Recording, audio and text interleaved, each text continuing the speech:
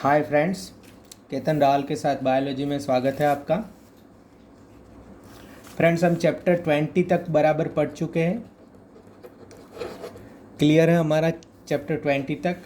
And chapter 21 से मैंने आपको यूट्यूब लेक्चर्स, अच्छे यूट्यूब लेक्चर देखने को बोले थे, जहाँ पे चैप्टर 21 पढ़ाने का ट्राई किया है।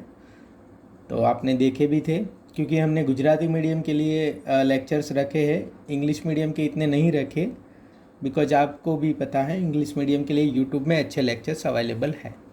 पर फिर भी chapter 21 neural control and coordination का कंप्लेन आ रहा है कि ये बराबर पता नहीं चला है।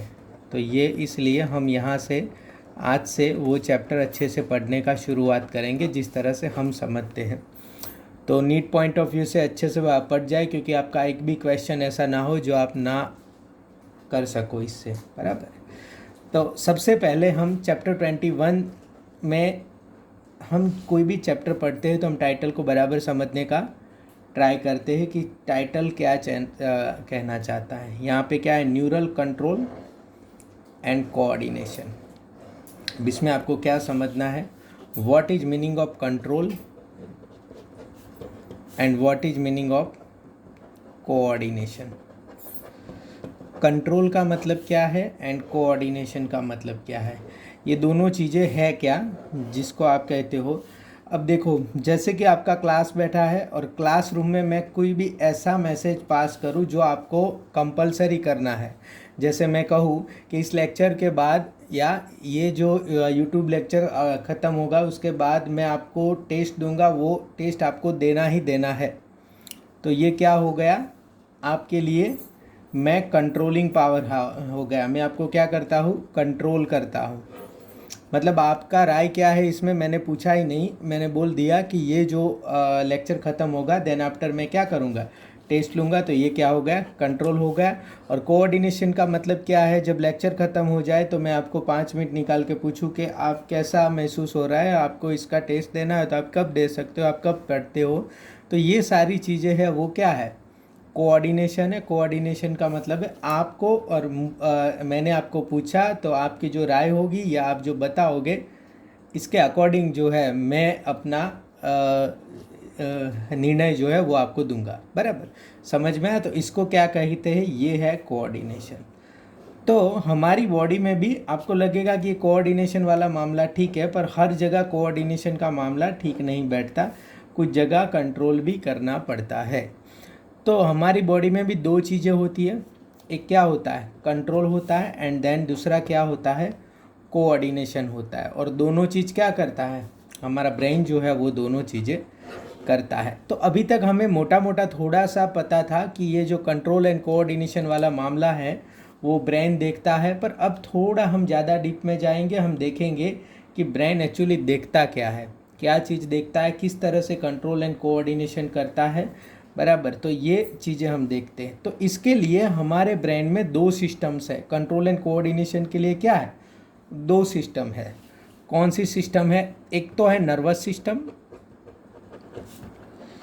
या न्यूरल सिस्टम कहेंगे इसको, एंड दूसरा क्या है, एंडोक्राइन सिस्टम। कौन सा है, एंडोक्राइन सिस्टम।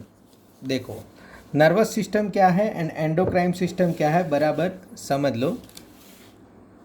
नर्वस सिस्टम जो है हमारी बॉडी में, जैसे कि ये हमारा माइंड है एंड पूरा ये स्पाइनल कोड है, ब्रेन एंड स्पाइनल कोड से जो बना है वो क्या है, नर्वस सिस्टम है। वो इसीलिए है कि जैसे आपका इलेक्ट्रिक लाइट नहीं होता, इलेक्ट्रिक लाइट, तो इलेक्ट्रिक लाइट क्या करता है, आपको वहाँ पे एक होता है सेंटर जहाँ पे इलेक्ट्रिक लाइट का बोर्ड होता है वहाँ से, और हर जगह क्या करते हैं वो लोग, पोल से आपको इलेक्ट्रिक वायर देते हैं और ये पोल क्या करते हैं, आपके घर घर में लाइट हमको पहुँचाते हैं। समझ में आ गया, ये इलेक्ट्रिक लाइट वाला है। पर अगर समझो कि कुछ ऐसी जगह है या ऐसी जगह इंटीरियर में है जहाँ इलेक्ट्रिक लाइट पहुँच ही नहीं सकती, नॉट पॉसिबल, तो वहाँ हम क्या करते हैं, वहाँ हम क्या करते हैं, बैटरी वाला खड़ा कर देते हैं। बहुत सारे बैटरी ला दी एंड देन जो है यहाँ एक खंभा खड़ा कर दिया, जो है ये बैटरी से काम चलेगा। अब मुझे बताओ कि क्विक कौन सा होगा, कि फटाफट हमें इलेक्ट्रिक पहुँचे और बहुत सारी पहुँचे। क्विक तो ये वाला है, क्विक तो यही वाला है, पर ये वाला भी काम करता है जहाँ पे हमें ये पता है कि ऐसे रोज़ कोई डिसीजन नहीं लेने होते, बराबर, वहाँ पे ये काम करता है। और जहाँ पे ये है कि यहाँ पे क्विक कभी काटना होता है, कहीं देना होता है, कई बार कोई प्रॉब्लम होता है, तो ये सारी चीज़ों के लिए ये है। अब देखो, ये आप एग्जांपल समझ गए तो मैं आपको ये समझाता हूँ। तो ये नर्वस सिस्टम क्यों है? नर्वस सिस्टम इसीलिए है कि कुछ ऐसी चीज़ें माइंड मतलब हमारी बॉडी में है जिसके लिए बार बार क्या लेना पड़ता है, डिसीजन लेना पड़ता है। और एंडोक्राइन सिस्टम क्यों है? क्योंकि कुछ ऐसी चीज़ें हैं जिसके लिए कोई इतना डिसीजन जो है वो मायने नहीं रखता, मतलब वो करनी ही करनी है। समझाता हूँ। डिसीजन लेने का मतलब क्या है कि अभी मुझे लेक्चर लेना है कि नहीं लेना है, अभी ये हाथ ऐसे ऊपर करना है कि नहीं करना है, ये उंगली उठानी है कि नहीं उठानी है। तो ये सारी चीज़ें क्या हो गई, डिसीजन पे डिपेंड हुई कि नहीं। और ये डिसीजन कौन लेता है? Nervous system. तो इसके लिए क्या है, CNS, स्पाइनल कोड, सारी जो मशीनरी यहाँ पे लगी है जो क्या करेगी, डिसीजन मेकिंग प्रोसीजर करेगी। वो भी कैसे करेगी हम देखेंगे। तो कहीं नर्वस सिस्टम, और ये क्या होती है, क्विक होती है। आपने सोचा नहीं कि आपका हाथ ऊपर हुआ है, नहीं, ऐसा नहीं कि आपने सोचा और 5-10 मिनट के बाद धीरे धीरे धीरे धीरे, ऐसे नहीं है, बहुत ही क्विक काम है। एंडोक्राइन सिस्टम क्या है? एंडोक्राइन सिस्टम किससे चलता है? ग्लैंड्स, हमारी बॉडी में ग्लैंड्स होती है और ग्लैंड्स क्या सिक्रेट करती है? हार्मोन। तो इससे चलता है एंडोक्राइन सिस्टम। अब एंडोक्राइन सिस्टम को कैसे लगाया है कि कुछ ऐसी चीज़ें हैं जो रोज़ है होनी है। इसमें कुछ ये नहीं है कि डिसीजन, जैसे कि आप खाना खाओ तो देन आफ्टर आपका खाना को पचाना ही पचाना है। ऐसा तो है नहीं कि आज जो है सर का थोड़ा मूड नहीं है तो आज नहीं पचाते, उसका कल पचाते, ऐसा नहीं है। वो खाना आपको डाइजेशन करना ही होता है, मेटाबॉलिज्म प्रोसेस चलता ही रहता है। तो उसके लिए जो सिक्रेशंस होता है, समझ में आया, उसके लिए जो सिक्रेशंस होता है, इसमें हमें पूछते नहीं कि करूँ कि ना करूँ, वो रोज़ जैसे ही खाना जाए सिक्रेशन हो, जैसे ही खाना जाए सिक्रेशन हो। तो इसमें कोई डिसीजन मेकिंग का सवाल नहीं है, बराबर, डिसीजन मेकिंग का कोई भी सवाल नहीं है इसमें। जैसे भी खाना जाए ये लोग करेंगे। तो इसीलिए इसको नर्वस सिस्टम से हटा दिया। क्यों? क्योंकि उसका प्रेशर कम हो, CNS का प्रेशर इतना ना हो। तो ये पूरा सिस्टम को ये सब चीज़ों के लिए हटा दिया और ये पूरा ग्लैंड्स काम करती है। तो देखो, ऊपर से नीचे तक पूरा ग्लैंड्स दिया। आप चैप्टर 22 भी पढ़ चुके हो थोड़ा बहुत, तो इसको आपको पता होगा कि ऊपर से नीचे तक क्या है, ग्लैंड्स दिया, हाइपोथैलेमस और पिट्यूटरी और ये थाइमस वगैरह। तो वो सारे के सारे, थायराइड जो है, थाइमस जो है, और यहाँ पे पेंक्रियास जो है, बराबर, ADH वाली किडनी पे है, बराबर। तो ये सारी के एड्रेनल जो है किडनी पे, ये सारी की सारी ग्लैंड्स जो है वो क्या करती है, सिक्रेशन करती है। और आप बराबर देख लेना, वो सिक्रेशंस क्या होते हैं, एक नॉर्मल प्रोसीजर के तहत होते हैं, मतलब ये सिक्रेशन होते हैं, ये काम होता है। तो आप ये बराबर देखोगे कि इन सिक्रेशन में कोई डिसीजन मेकिंग प्रोसेस नहीं होती। क्या नहीं होती? डिसीजन मेकिंग प्रोसेस नहीं होती। तो ये तो आप समझ गए कि दो चीज़ें हैं, नर्वस सिस्टम है एंड क्या है, एंडोक्राइन सिस्टम है हमारे अंदर, और ये जो है कंट्रोल एंड कोऑर्डिनेशन करती है। अब देखो, NCERT में बहुत अच्छे से दिया है कि सिंक्रोनाइजेशन एंड कोऑर्डिनेशन का मतलब क्या है और कोऑर्डिनेशन करते कैसे ये लोग, मतलब बराबर, कोऑर्डिनेशन कैसे करते हैं। जैसे इन्होंने बहुत अच्छे से एग्जाम्पल से हमें चीज़ें समझाई। हम देखेंगे NCERT का स्टार्टिंग क्या है, इन लोगों ने चैप्टर को कैसे स्टार्ट किया है, बराबर देखो। As you know, the function of organ system in our body must be coordinated to maintain homeostasis. Homeostasis का आपको पता होगा, होम्योस्टेसिस मतलब इक्विलिब्रियम स्टेसिस, मतलब सारी इक्विलिब्रियम पोजीशन को होम्योस्टेसिस कहते हैं। इक्विलिब्रियम पोजीशन मतलब हार्ट बराबर चलता रहे, किडनी बराबर चलती रहे, सब ऑर्गन, एक भी ऑर्गन में प्रॉब्लम हो तो ये सिस्टम कुछ ऐसा काम करती है जिससे क्या है, ये सब सॉल्व हो जाए। तो सब अच्छे से इक्वल स्टेट पे चलते रहे, उसको क्या कहते हैं, होम्योस्टेसिस, बराबर। Coordination is the process through which 2 or more organs interact and complement the function of one another. समझ में आया कि कोऑर्डिनेशन ऐसा प्रोसेस है जिसमें 2 या ज़्यादा ऑर्गन इंटरेक्ट करते हैं and complement the function of one another, एक जो है दूसरे के फंक्शन को कॉम्प्लीमेंट करता है। कैसे करता है? फॉर एग्जांपल देखिए NCERT का, for example when we do physical exercise, अब आप जब है फिजिकल एक्सरसाइज करोगे तो क्या करेगा, the energy demand is increase for maintaining and increase muscular activity. बराबर देखना उसको, कोऑर्डिनेशन आप भी बराबर मेरे साथ साथ करना कि क्या होता है। जब आप फिजिकल एक्सरसाइज करते हो तो क्या होता है, आपके मसल्स को ज़्यादा क्या चाहिए, ऑक्सीजन चाहिए। क्यों ज़्यादा ऑक्सीजन की चाहिए, क्योंकि आपके मसल को ज़्यादा क्या चाहिए, एनर्जी चाहिए। तो एनर्जी से ऑक्सीजन का क्या रिलेशन, तो आपके मसल के पास क्या होता है, सेल होता है। सेल में कौन सी जगह एनर्जी बनती है, सेल में एनर्जी बनती है माइटोकॉन्ड्रिया के पास। क्लियर हुआ, माइटोकॉन्ड्रिया के पास। और माइटोकॉन्ड्रिया क्या बनाता है, एटीपी। कैसे एटीपी बनाता है, ग्लूकोज को यूज़ करके। तो इसमें O2 का क्या काम है, ग्लूकोज को वो तोड़ने के लिए उसको O2 चाहिए। इलेक्ट्रॉन ट्रांसपोर्ट चेन चैप्टर 14 आप बराबर देख लेना। तो उसको क्या चाहिए, O2 चाहिए ग्लूकोज को तोड़ने के लिए। ग्लूकोज को तोड़ के एनर्जी ये लोग लेते हैं, तो इसलिए उसको क्या चाहिए, O2 चाहिए। O2 चाहिए तो यहाँ पे हमें क्या करना पड़ेगा, कौन से ऑर्गन पे हमें ज़्यादा काम करना पड़ेगा, हमारे कौन से ऑर्गन पे प्रेशर आएगा, यस ऑब्वियसली किस पे आएगा, लंग्स पे आएगा। पर मुझे एक बात बताओ, लंग्स में ज़्यादा O2 जाने से क्या यहाँ तक O2 पहुँच जाएगा, मसल्स तक नहीं। लंग्स में ज़्यादा O2 जाने से मसल्स तक उस O2 नहीं पहुँचेगा। क्यों, क्योंकि लंग्स तो ऊपर है, मसल्स तो इससे बहुत दूर है। तो वहाँ पहुँचाएगा कौन, ब्लड। अगर ब्लड पहुँचाएगा O2, तो अब फटाफट पहुँचाना है बहुत ज़्यादा O2, तो ब्लड को भी थोड़ा फास्ट सर्कुलेट करना पड़ेगा कि नहीं। ओके बराबर। तो आप फिजिकल एक्सरसाइज करते हो, आपके मसल्स को ज़्यादा एनर्जी चाहिए, आपको O2 चाहिए, तो लंग्स ने फटाफट काम करना शुरू कर दिया।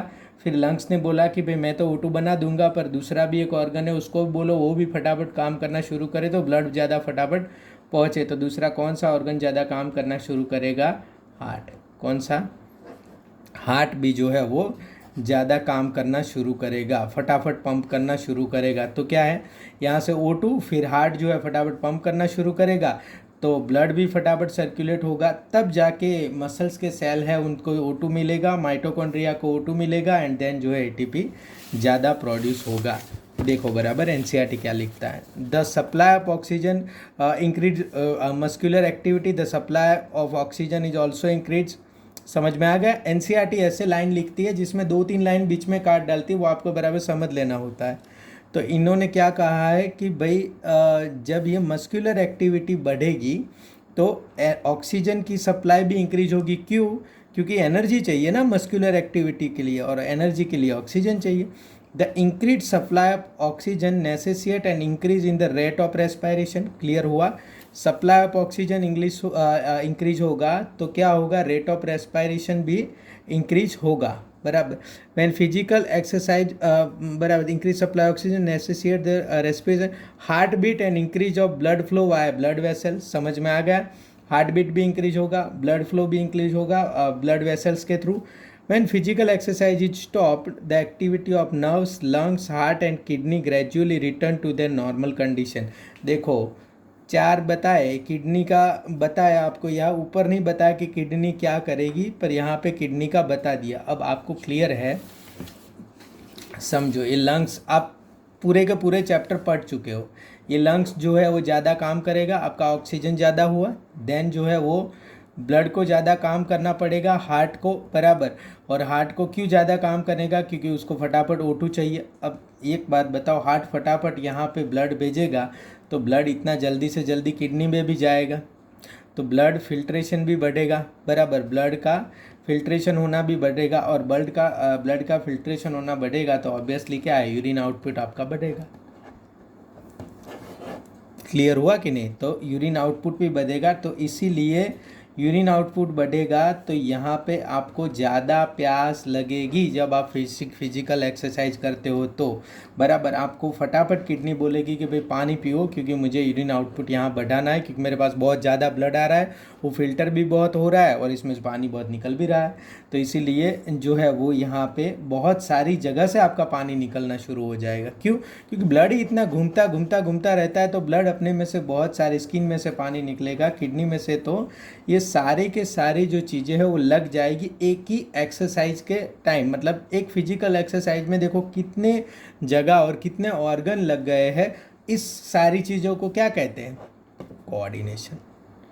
समझ में आया? ये सारी चीज़ का क्या मतलब है? कोऑर्डिनेशन। मतलब हमारे सारे ऑर्गन जो है वो कोऑर्डिनेट करते हैं। जब एक की एक्टिविटी बढ़ती है तो ऑटोमेटिकली दूसरे की एक्टिविटी जो है वो बढ़ जाती है। तो the activities of nerves, lungs, heart and kidney gradually return to their normal condition. Thus the function of muscle, lungs, heart, blood vessel, kidney and other organs are coordinated while performing physical exercise. तो ये क्या है? जब हम physical exercise perform कर रहे थे तो ये सारे के सारे फंक्शन जो है वो कोऑर्डिनेटेड होते थे। In our body the neural system and the endocrine system jointly coordinate and integrate all the activities of the organ so that they function in a synchronised fashion. बराबर। तो ये क्या है? Neural system and endocrine system jointly और coordinately काम करते हैं। तो ये जो सारी integrate all the activities of the organ so that they function in a synchronized fashion. सारे ऑर्गन की एक्टिविटी जो है वो इंटीग्रेट करके चलते हैं, तो इसलिए वो सिंक्रोनाइज्ड फैशन में काम कर पाए। सिंक्रोनाइजेशन आपको पता है, कुछ लोगों को सिंक्रोनाइजेशन सिर्फ फ़ोन में ही पता है। तो सिंक्रोनाइज्ड मतलब क्या एंड इंटीग्रेट मतलब क्या, और इन दोनों में फ़र्क क्या है? Synchronize fashion and integrate. अब समझो, इंटीग्रेट करना मतलब दो चीज़ों को जोड़ देना। जैसे कि आपका ये इंटेस्टाइन है, ये इंटेस्टाइन है तो, और यहाँ पे ये पैंक्रियाज है। तो इंटेस्टाइन में पैंक्रियाज से क्या आता है? पैंक्रियाटिक जूस आता है यहाँ पे। बराबर। तो ये पैंक्रियाटिक जूस जो आता है वो कैसे आता है? जब आप खाना खाते हो तो आपका नर्वस सिस्टम है उसको पता, वो क्या करता है? आपको हंगर का सिग्नल कौन देता है? Nervous system. वो एंडोक्राइन सिस्टम नहीं देता, नर्वस सिस्टम ने दिया। जैसे ही आपने खाना अंदर डाला तो नर्वस सिस्टम स्टमक वगैरह और पूरे बॉडी को अलर्ट कर देता है कि खाना आ गया। और जैसे ही वो बॉडी को अलर्ट कर देता है, यहाँ पे पैंक्रियाज भी अलर्ट हो जाता है और पैंक्रियाट जूस बनाना शुरू करता है, मतलब बनता ही जाता है। तो पैंक्रियाट जूस यहाँ पे सीक्रेट होता है। और यहाँ पे पेरिस्टालिसिस क्या है? ये इंटेस्टाइन में क्या होती है? पेरिस्टालिसिस मूवमेंट होती है। तो ये सारा जो नर्वस सिस्टम और पैंक्रिया मतलब एंडोक्राइन सिस्टम जुड़ गया उसको क्या कहते हैं? इंटीग्रेशन। क्या है ये? जुड़ गया मतलब इंटीग्रेशन। और दोनों जो जुड़ के काम कर रहे हैं उसको क्या कहते हैं? सिंक्रोनाइजेशन। ये क्या है? सिंक्रोनाइजेशन। जुड़ जाना मतलब इंटीग्रेस, और जुड़ के, दोनों जुड़ के काम करना, एक साथ काम करना और एक दूसरे के लिए कोऑर्डिनेट होके काम करना, उसको क्या कहते हैं? सिंक्रोनाइजेशन। दो वर्ड में ध्यान रखना। बराबर। तो ये हो गया synchronized fashion. The neural system provides an organized network of point-to-point connection for a quick coordination। मैंने कहा ना, एक पॉइंट टू पॉइंट, जैसे हमारे इलेक्ट्रिक पोल जो है वो पॉइंट टू पॉइंट कनेक्शन देते हैं, ऐसे न्यूरल सिस्टम क्या करती है? Point two point connection. The endocrine system provides chemical integration through hormones. तो ये एंडोक्राइन सिस्टम क्या करती है? हार्मोन के थ्रू हमें केमिकल इंटीग्रेशन, मतलब एंडोक्राइन सिस्टम कहीं जुड़ी नहीं है, एक ग्लैंड से दूसरी ग्लैंड के बीच में हमारा कोई ऐसा जॉइंट सिस्टम नहीं है, अलग अलग है। दोनों ग्लैंड जो है वो क्या है? अलग अलग है। जॉइंट सिस्टम एक ग्लैंड से दूसरी ग्लैंड्स के बीच में नहीं है। तो न्यूरल सिस्टम में ये जॉइंट स्ट्रक्चर है और एंडोक्राइन सिस्टम जो है वो जॉइंट स्ट्रक्चर नहीं है। ये एक ग्लैंड से दूसरी ग्लैंड के बीच जो है वो जॉइंट स्ट्रक्चर यहाँ पे एंडोक्राइन सिस्टम में नहीं है। The endocrine system provides chemical integration through hormones. In this chapter, you will learn about the neural system of human, mechanism of neural coordination like transmission of nerve impulses conduction across synapse and the physiology of reflex action। बराबर। तो ये हो गया। यहाँ पे chapter में हम क्या पढ़ेंगे इसका हिसाब। बराबर। फर्स्ट क्या है? You will learn about the neural system of the human। है क्या न्यूरल सिस्टम ऑफ ह्यूमन? क्या है न्यूरल सिस्टम? ये हम पढ़ लेंगे। बराबर। Mechanism of neural coordination like transmission of nerve impulses. ये सबसे बहुत ही रोचक बात है और बहुत ही इंटरेस्टिंग चीज़ है ये पढ़ने के लिए, कि भाई नर्व इम्पल्स कैसे जाते हैं आगे, मतलब कैसे पहले तो प्रोड्यूस होते हैं एंड कैसे आगे जाते हैं, कोऑर्डिनेशन एंड ट्रांसमिशन कैसे करते हैं, इम्पल्स कंडक्शन एक्रॉस सिनेप्स।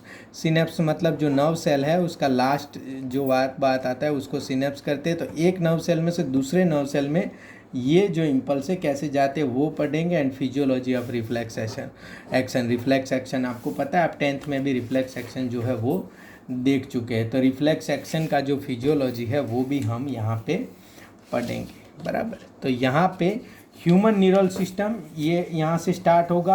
अब ह्यूमन न्यूरल सिस्टम जो है इसमें क्या चीज़ें आती है,